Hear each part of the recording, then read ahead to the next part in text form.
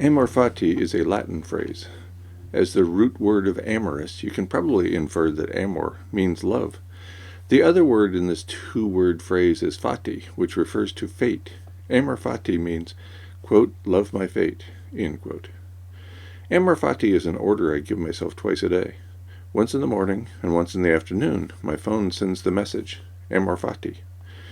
After all, I'm a Caucasian man living in a so-called first world nation. I have access to housing, clothing, food, and water. If there is a better time and place for a person to live, I don't know what it is. Thus my order, Amor Fati. I'm pretty sure I'm not the only one living in relative luxury. Perhaps you, too, could remind yourself that times could be worse. As I have indicated previously, that's what tomorrow is for, to experience worse conditions than today. People have lived through very difficult times. Consider early peoples barely surviving in a wolf-eat human world. Every day out of the dwelling, if there was a dwelling, meant potential diseases, disasters, and death. Merely surviving was a significant challenge. Hours were spent accessing food and water each day. Clothing came from the hides of food items. There were no stores filled with clothing and food. There were no roller coasters ridden for fun at a small price. For that matter, there was no monetary price to be paid for adventures. The adventures came from merely surviving each day. I have been frequently criticized for my predictions about this set of living arrangements and how long they will last. Most of the critics have been uninformed, nameless people on social media outlets. Contrary to the classrooms in which I taught for more than 2 decades, these ignorant humans are uninterested in overcoming their ignorance. Instead, they revel in their anonymous ignorance and the false statements allowed therein. Why do I make predictions? Predictions are a fundamental part of the process of science. Today's information is an attempt to educate those who are interested. I made the biggest mistake of my life when I left active service at a Research One university. It took me leaving academic life to realize I am an educator. This is not merely what I do. An educator is who I am. I left the wonderful life of an academic scientist and teacher to set an example. I realized that it was the rapid pursuit of money that was driving our species to extinction. As a result, I created and built an off-grid homestead. This allowed me to live a money-free life in which I grew and preserved enough food for 5 people. It didn't take long for the proverbial wheels to fall off the proverbial bus. My life partner of more than 35 years abandoned me and later divorced me. I was left to implement the ideas on the homestead, which involved abundant construction, along with growing food. The small family with which we shared the off-grid homestead was not nearly as interested in living close to the land as they led us to believe. They were very interested in having food grown for them, thereby leaving them plenty of time to hike and play. Worse than all that, my ignorance of the aerosol masking effect was overcome only after I committed to living off-grid. Fortunately, few people followed my lead into the wilds. And, thanks to the outcomes of recent federal elections in the country of my birth, we need not worry about losing aerosol masking anytime soon. Instead, we are headed for the brick wall of an overheated Earth even more rapidly than I once believed possible. Even the designed-to-fail Intergovernmental Panel on Climate Change has concluded we are experiencing the fastest rate of change in planetary history. As a result of anthropogenic climate change, this rapid rate of environmental change is irreversible. Hashtag winning, anybody? Back to the idea of science, what it means, and what is involved.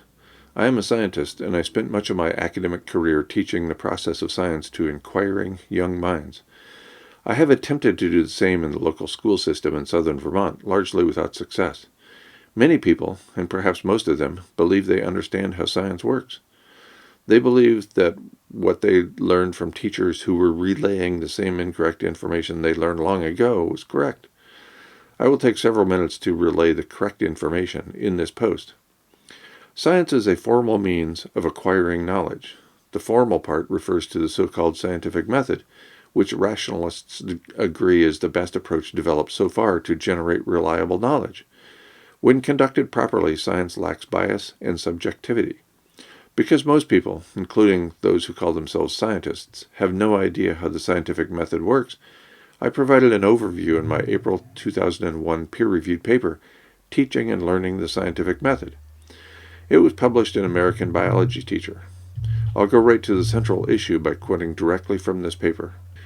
Misuse of the term hypothesis obfuscates genuine understanding of the scientific method. We routinely use the term hypothesis when we mean prediction. This unacceptable substitution dilutes the power of the scientific method to the extent that invoking the scientific method has become largely meaningless. One danger in discussing the scientific method is the implication that there is a single set of steps, or a recipe, that generates reliable knowledge.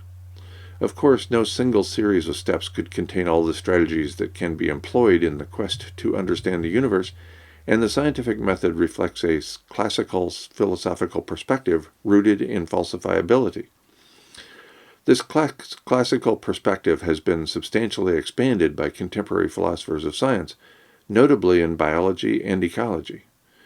Nonetheless, the widespread use and teaching of the scientific method suggests that this particular approach helps us organize our thoughts about the scientific process. If we are committed to using and teaching this set of steps, and apparently we are, there should be some agreement about how the steps are taught. The objective of this paper is to encourage consensus in teaching science. I begin by defining a few terms, then provide evidence for confusion about the scientific method, and conclude by illustrating some of the consequences of misuse of the term. Scientific hypotheses, from the Popperian perspective, are candidate explanations for observed patterns. That is, a hypothesis is a potential reason for the pattern. Demonstration of a pattern often generates the question, quote, what process causes that pattern, end quote. Providing a definitive answer to this question requires formulation and subsequent testing of potential explanations for the observed patterns. That is, it involves hypothesis testing. A prediction is a statement. Most predictions can be evaluated through observation, although the instruments of observation vary and are occasionally quite sophisticated. Consider, for example, this prediction. There are no living organisms on Mars. Evaluating this prediction requires sophisticated technology. It does not, however, require use of the scientific method, complete with hypothesis testing and formulation. Powers of observation expanded by technology must be used to determine whether there is life on Mars, a particular species of fish in a stream, or a plant in a meadow. If this process qualifies as use of the scientific method, then the scientific method is not unique to science, but rather is used for everyday activities such as mowing the lawn. If the grass is too long in some spots, I must have missed those spots. Under this approach, shopping for groceries also qualifies as the use of the scientific method.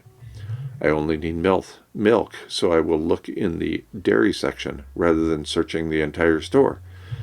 In other words, science has little to offer beyond everyday activities if observation is the only means by which we acquire knowledge. Science is much more than making predictions. However, predictions are central to the process and progress of science. Albert Einstein predicted in 1916 that gravitational waves exist. These ripples in the fabric of space-time caused by accelerating masses were directly observed in 2015. The existence of gravitational waves allows the study of black holes and supernovae in a way not previously possible. In other words, they provide considerably more insight into the universe than existed previously. If science is good for anything, this is it. More and better understanding of the universe. This is a path I would like to take. Doing so requires the process of science properly understood and conducted.